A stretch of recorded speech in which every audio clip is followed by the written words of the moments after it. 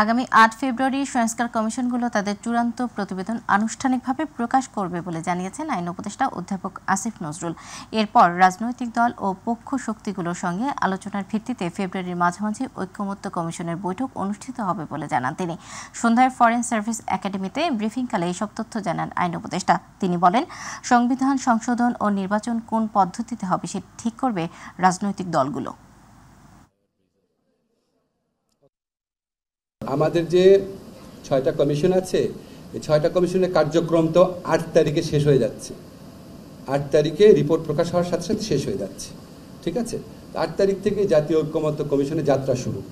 তো আলী রিয়াদ সাহেব যখন ৮ তারিখের পর মধ্য ফেব্রুয়ারিতে আলোচনায় বসবেন, তখন উনি সংবিধান কমিটির প্রধান হিসাবে বসবেন না, জাতীয় ঐক্যমত্য কমিশনে যিনি আপনার ভাইস চেয়ারম্যান হিসাবে বসবেন। সংবিধানের ব্যাপারে আমাদের কোনো আলোচনা হয় নাই, আপনারা পত্রপত্রিকায় দেখেছেন। কমিশনের পক্ষ থেকে অনেক ব্যাপারে বলা হয়েছে। সংবিধানের ক্ষেত্রে কি পদ্ধতিতে ঐক্যমত্য প্রতিষ্ঠা করা হবে সেটা নিয়ে আলোচনা করা হয় নাই, বাট আমরা জানি সংবিধান নিয়ে বিভিন্ন পদ্ধতিতে ঐক্যমত করা সম্ভব। বাংলাদেশের অর্থনীতির মতো এত খারাপ অবস্থা শ্রীলঙ্কারও হয়নি বলে মন্তব্য করেছেন অর্থ উপদেষ্টা ডক্টর সালেহ উদ্দিন আহমেদ। সচিবালয়ে ক্রয় সংক্রান্ত উপদেষ্টা কমিটির বৈঠক শেষে সাংবাদিকদের প্রশ্নের জবাবে তিনি এই মন্তব্য করেন। মূল্যস্ফীতি নিয়ে দেশের মানুষ সমস্যায় আছে জানিয়ে অর্থ উপদেষ্টা বলেন, আগামী ৩ মাসের মধ্যে সহনীয় পর্যায়ে চলে আসবে দেশের মূল্যস্ফীতি। আরও জানাচ্ছেন রাকিব হাসান। অর্থ উপদেষ্টা ডক্টর সালেহুদ্দিন আহমেদের সভাপতিত্বে সচিবালয়ে অনুষ্ঠিত হয় ক্রয় সংক্রান্ত উপদেষ্টা পরিষদের বৈঠক। বৈঠক শেষে দেশের অর্থনীতি নিয়ে সাংবাদিকদের প্রশ্নের জবাবে অর্থ উপদেষ্টা বলেন, বাংলাদেশের মতো খারাপ অবস্থায় যায়নি শ্রীলঙ্কা। অনেকে আমরা শ্রীলঙ্কার সাথে তুলনা করেন, টকশোতে আমি দেখি বহু কিছু। শ্রীলঙ্কা আর বাংলাদেশ এক না। শ্রীলঙ্কার economic disaster was not that big. The main জিনিস, বাংলাদেশের অবস্থাতে শ্রীলঙ্কা আর খুঁজেই পেতেন না, আইল্যান্ডে থাকে। যখন আমরা ইনহেরিট করেছি না, এখন যে ব্যাংকিং অবস্থা, যে অবস্থায় কী করে এখন মাত্র 12টা ব্যাংক ফাংশনালি ইফেক্টিভ, আর বাকিগুলো ব্যাংকে যে 60টা ব্যাংকের মধ্যে বাকিগুলো তো খুঁড়ি করে, এরকম কোনো দেশে হয়েছে কোনোটা? 1/3 ব্যাংক কাজ করে না, এবং 1/3 ব্যাংকের লোকজনের এসে যাও। শ্রীলঙ্কাটা এ লিটল বিট ইজিয়ার। দেশের মূল্যস্ফীতি কমাতে সরকার উদ্যোগ নিয়েছে জানিয়ে আগামী 3 মাসের মধ্যে মূল্যস্ফীতি সহনীয় পর্যায়ে চলে আসবে বলে আশা প্রকাশ করেন তিনি। আপাতত আমাদের মেইন কনসার্ন হলো মূল্যস্ফীতিটা যতটুক সম্ভব যত তাড়াতাড়ি আমরা এসে করতে পারি, সেটাই সবচেয়ে বড় চাই। সাথে সাথে আমাদের হলো লোকজন আয়ের উৎসটা, এবং কালকে তো আমি সারাদিনই প্রায় অলমোস্ট ব্যবসায়ী না ব্যাংকারদের সাথে বসছি, কীভাবে ক্রেডিট ফ্লোটা বাড়ানো যায় প্রাইভেট সেক্টরে, কীভাবে তাদের আরও সাশ্রয়ী করা যেতে। আর বিশেষ করে আমি বলি, সেন্ট্রাল ব্যাংকের ডেপুটি গভর্নর 3 জনই কালকে ছিল, সিএসএমই স্মল অ্যান্ড মিডিয়াম এন্টারপ্রাইজ আপনার কীভাবে ক্রেডিট দেবেন, খালি বড়দের বলে তো চলবে না। আমরা চেষ্টা করছি বিজনেসটাকে সে করতে। দেশে প্রয়োজনীয় জিনিসপত্রের ঘাটতি হবে না উল্লেখ করে মার্চে সংশোধিত বাজেটে ভ্যাট পর্যালোচনা করা হবে বলেও জানান অর্থ উপদেষ্টা ডক্টর সালেহুদ্দিন আহমেদ। আমি ভ্যাট এর ব্যাপারে তো আমি যখন বাজেট রিভাইজ করব এবং বাজেট হবে, তখন তো একটা পুরোপুরি কম্প্রিহেন্সিভ একটা ইস্যু দেবে। এখন তো এসআরও করে আমরা বলছি ভ্যাটটা ইউজ সে করেছে। রাকিব হাসান, মাই টিভি, ঢাকা।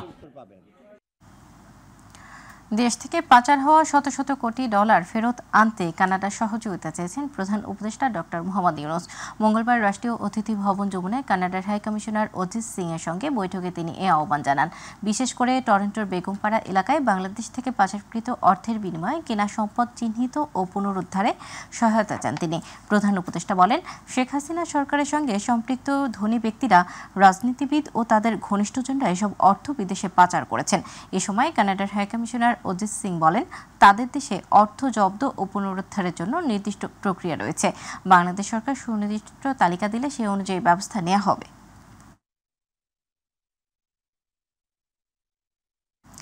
বাংলাদেশ ব্যাংকে সংরক্ষিত সাবেক ও বর্তমান কর্মকর্তাদের সব লকার ফ্রিজ করার সিদ্ধান্ত নেওয়া হয়েছে। ওইসব বিষয়ে লকারে গোপনে অপ্রত্যাশিত বিপুল পরিমাণ অর্থ সম্পদ জমা রয়েছে বলে মনে করছে দুর্নীতি দমন কমিশন দুদক। কেন্দ্রীয় ব্যাংকের বর্তমান ও অবসরপ্রাপ্ত সংশ্লিষ্ট কর্মচারীদের নামে বরাদ্দ দেওয়া হয়েছে এই লকারগুলো। আতিকুর রহমান তিতাসের রিপোর্ট। বাংলাদেশ ব্যাংকের মহানিরাপত্তা এলাকার কয়েন ভোল্টে অর্থ সম্পদ জমা রাখার ব্যক্তিগত সব লকার ফ্রিজ করা হয়েছে। দুর্নীতি দমন কমিশন সন্দেহ করছে এসব লকারে গোপনে বিপুল পরিমাণ অপ্রদর্শিত অর্থ সম্পদ মজুদ রয়েছে। বাংলাদেশ ব্যাংকের পরিচালক ও সহকারী মুখপাত্র শাহরিয়ার সিদ্দিকী বিষয়টি গণমাধ্যমকে নিশ্চিত করেন। বাংলাদেশ ফিনান্সিয়াল ইন্টেলিজেন্স ইউনিট ছাড়া অন্য কেউ ব্যাংকের লকার বা অ্যাকাউন্ট ফ্রিজ করতে পারে না। দুদক কেন্দ্রীয় ব্যাংকে চিঠি দিয়েছে আপাতত নতুন করে কোনো লকার বরাদ্দ না দেওয়ার জন্য। একই সঙ্গে আগের লকারগুলো যাতে আপাতত খোলা না হয় সে বিষয়ে অনুরোধ জানানো হয়েছে। কেন্দ্রীয় ব্যাংকের কর্মকর্তারা সেফ ডিপোজিট লকার হিসেবে কেন্দ্রীয় ব্যাংকে তাদের সম্পদ রাখতে পারেন। যেসব সম্পদ বাসায় রাখা ঝুঁকিপূর্ণ, ডাকাতির ভয় আছে, মূলত সেই সম্পদই সেফ ডিপোজিট হিসেবে সিলগালা করে কেন্দ্রীয় ব্যাংকে রাখা হয়।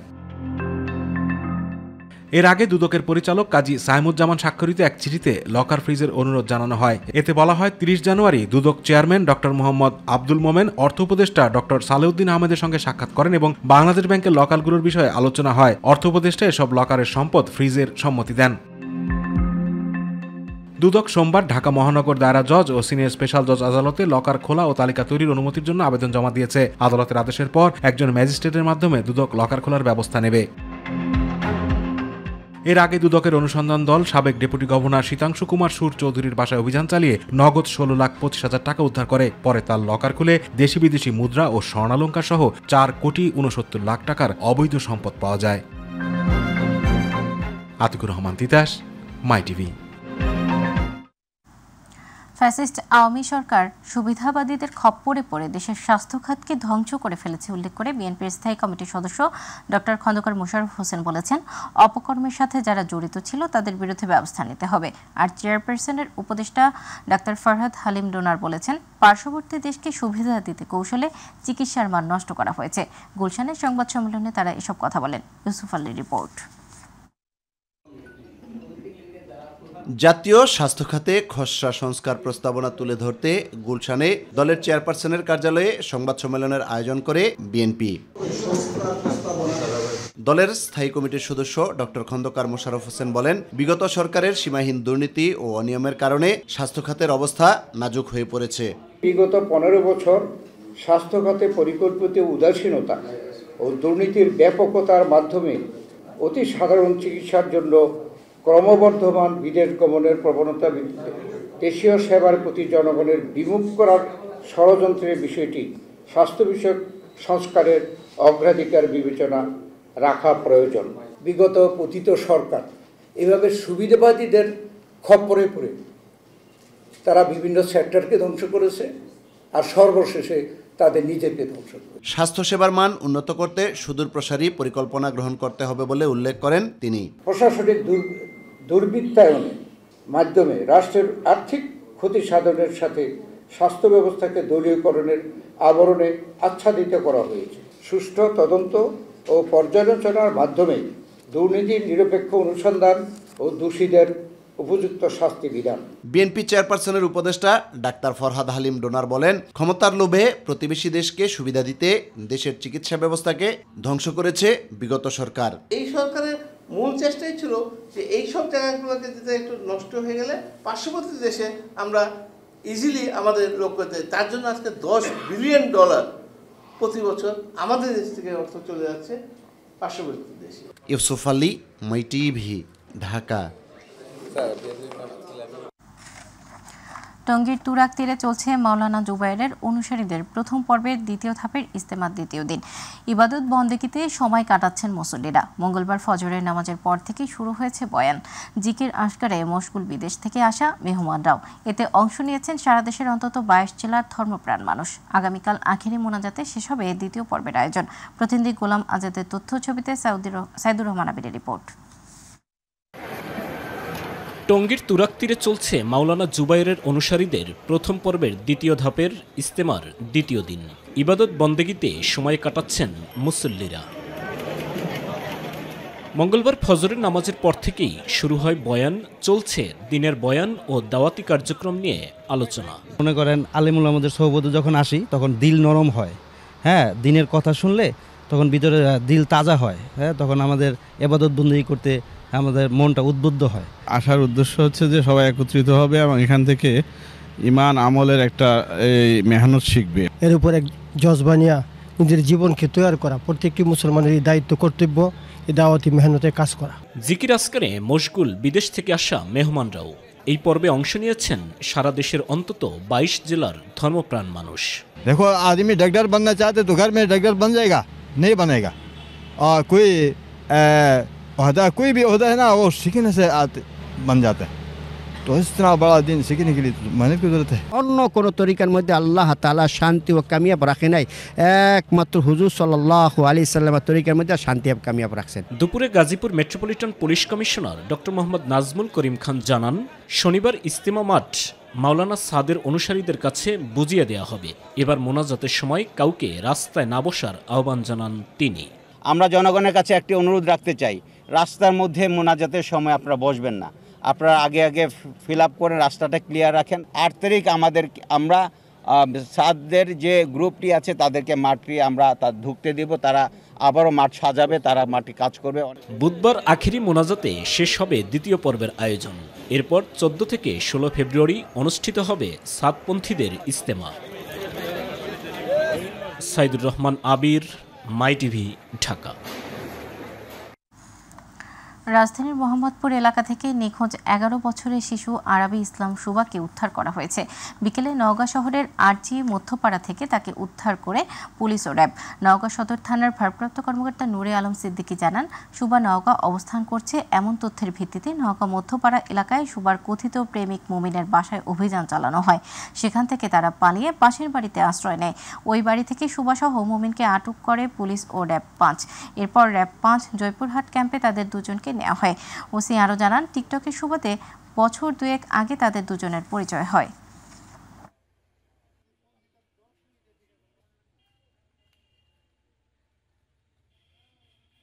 জমে উঠেছে অমর 21 বইমেলা। বইমেলার চতুর্থ দিনে প্রকাশকদের আশা, গতবারের চেয়ে এবারের মেলা আরও জমজমাট হবে, বাড়বে বিক্রি। দর্শক, বইমেলার তৃতীয় দিনে খবর জানাতে এই মুহূর্তে বাংলা একাডেমি প্রাঙ্গণ থেকে যুক্ত হচ্ছেন সহকর্মী আবু সৈদ অপু। বইমেলার চতুর্থ দিনে পাঠক সমাগম কেমন দেখছেন জানাবেন। সৌদা, আপনাকে ধন্যবাদ। আপনার মাধ্যমে আমি দর্শকদের যে জানাতে চাই, আজকে কিন্তু বইমেলার অমর 21 বইমেলার চতুর্থ দিন, এবং চতুর্থ দিনে আমরা সকাল থেকে আমরা এসে দেখতে পেরেছি যে এখানে পাঠক, পাঠিকা এবং লেখিকাদের ভিড় আসলে ক্রমেই বাড়ছে। এবং বিশেষ করে যে আপনার মাধ্যমে জানাতে হয় যে অমর 21 বইমেলার যে চতুর্থ দিনে আজকে দুপুরের পরপর কিন্তু দর্শনার্থী, লেখক, লেখিকা এবং পাঠকদের ভিড় কিন্তু আসলে ক্রমেই বাড়ছে। এবং এখানে একসাথে আসলে সব ধরনের বই পাওয়ার কারণে মানুষের যে আনাগোনা সেটা কিন্তু বেড়েই চলেছে। এবং তাদের উদ্দেশ্য একটাই, যে এখানে যেমন স্বল্প দামে যেমন তারা বই পাবে, তেমনি অন্যদিকে হচ্ছে যে তারা এখান থেকে যে ধরনের বইগুলো মানে সংগ্রহ করার কথা, সেইগুলো সংগ্রহ করে তাদের যে জ্ঞানের ঝুড়ি সেটিকে আসলে পরিপূর্ণ করবে, যার উদ্দেশ্যে কিন্তু এখানে সব বয়সের মানুষের পদভারে একদম মুখর হয়ে উঠেছে। এবং সবাই এখানে আসছেন, বই কেনাকাটা করছেন। আপনারা নিশ্চয়ই দেখতে পাচ্ছেন যে মানুষজনের এখানে কিভাবে বই কেনাকাটা করছেন, এবং ছোট্ট শিশু থেকে শুরু করে সব বয়সের মানুষের সর্ব উপস্থিতি আসলে জানান দিয়ে যাচ্ছে যে আসলে অমর 21 বইমেলা মানে যেভাবে সুসম্পন্ন হওয়ার কথা সেটি চলছে। আমরা আপনাকে এর তথ্য জানিয়ে রাখি যে গেল বছরে কিন্তু এই বইমেলায় স্টলের সংখ্যা ছিল 906টি, এবার কিন্তু তা এসে দাঁড়িয়েছে 1186-তে, এবং সেটি আরও বর্ধিত হতে পারে এমনটি আমরা জানতে পেরেছি বাংলা একাডেমির কাছ থেকে। আমরা যদি একজন সাথে কথা বলি, এখানে একজন স্টলে যিনি রয়েছেন, যে বিগত দিনের চেয়ে আসলে মানে ক্রেতা সমাগম কেমন, যদি একটু জানতে চাই মানে আপনার কাছে, যে বিগত কয়েকদিনের চেয়ে আসলে ক্রেতা সমাগমটা আসলে কেমন এখানে আপনারা মানে পাচ্ছেন। আমাদের আজকে মেলা চতুর্থ দিন, তো এই তুলনায় আমাদের ক্রেতা সমাগম সকাল থেকে অনেক ভালোই, মানে খুবই ভিড় চলতেছে আর কি, খুব ভালোই আর কি। মানে বিশেষ করে কি ছোটদের বই অনেক কাটছে? হ্যাঁ, ছোটদের বই অনেক বেশি, মানে ছোট ক্রেতারা অনেক বেশি আমাদের বলতে গেলে।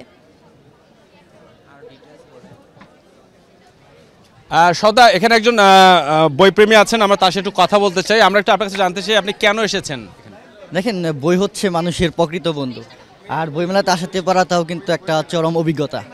তো কারণ হচ্ছে এখানে বিভিন্ন ধরনের লেখকের বিভিন্ন ধরনের বই পাওয়া যায়। দ্যাটস ওয়াই আমি হচ্ছে আমার ফ্রেন্ডরা মিলে মানে প্রতি বছরের নেয় এবারও এসেছি আর কি বইমেলাতে, এই আর কি। দ্যাটস ওয়াই আসে।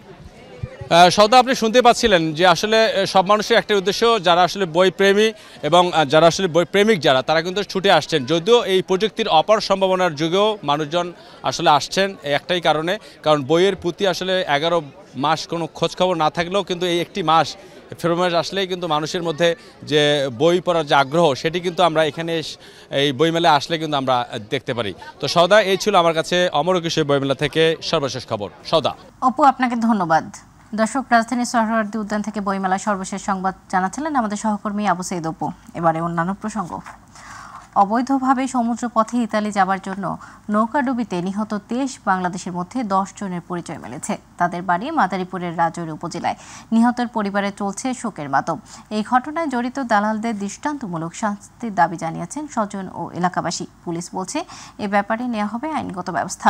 মাদারীপুর প্রতিনিধি মোহাম্মদ মাসুদুর রহমান সর্দারের তথ্য ছবি নিয়ে আতিকুর রহমান তিতাসের রিপোর্ট।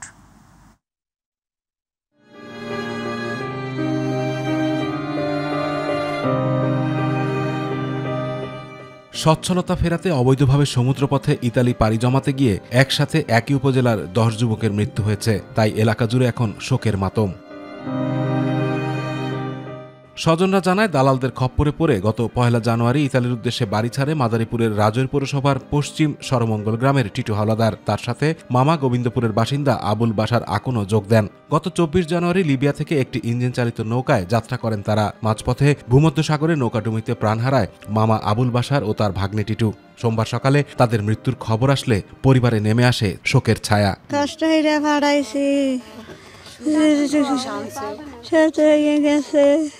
বোট ডুবছে 25 তারিখে একটা, হ্যাঁ গোড়ায় ডুবছে এটা আর কি বলছে, কিন্তু তারা এখন পর্যন্ত তাদের খোঁজ উঠাইতে পারে নাই। শুনি যে ট্রলার ডুবে তার গেছে, কিন্তু আমার তার ছেলের কোনো খোঁজ পাইনি। ভিটামাটি বিক্রি করার পাশাপাশি চড়া সুদে টাকা এনে দালালদের হাতে লাখ লাখ টাকা তুলে দিলেও শেষ রক্ষা হলো না যুবকদের। এই ঘটনায় জড়িত দালালদের কঠোর শাস্তি দাবি করেছে স্বজন ও এলাকাবাসী। পাশাপাশি নিহতদের মরদেহ দেশে ফিরিয়ে আনতে সরকারের সহযোগিতাও চেয়েছেন তারা। লিবিয়া গেছে প্রথম এক দালালের মারফতে, 1.5 বছর পর্যন্ত রয়েছে। আমি আবার কয় আর 5 লাখ টাকা দাও, তার জ্ঞান দিয়ে দিই। এখন আমরা এই বিচার চাই। দালালদের বিরুদ্ধে আইনগত ব্যবস্থা নেওয়ার আশ্বাস দিয়েছে পুলিশ ও প্রশাসন। আমরা এখানে প্রত্যেকে তালিকা তৈরি করব, তালিকা তৈরি করে আমাদের প্রশাসনিকভাবে আমরা এইটা মন্ত্রণালয়ে প্রেরণ করব, এবং যাতে সুষ্ঠুভাবে তাদের লাশগুলা প্রত্যেকে পরিবার বুঝে পায় সে ব্যবস্থা আমরা করবো ইনশাল্লাহ। আতিকুর রহমান তিতাস, মাই টিভি।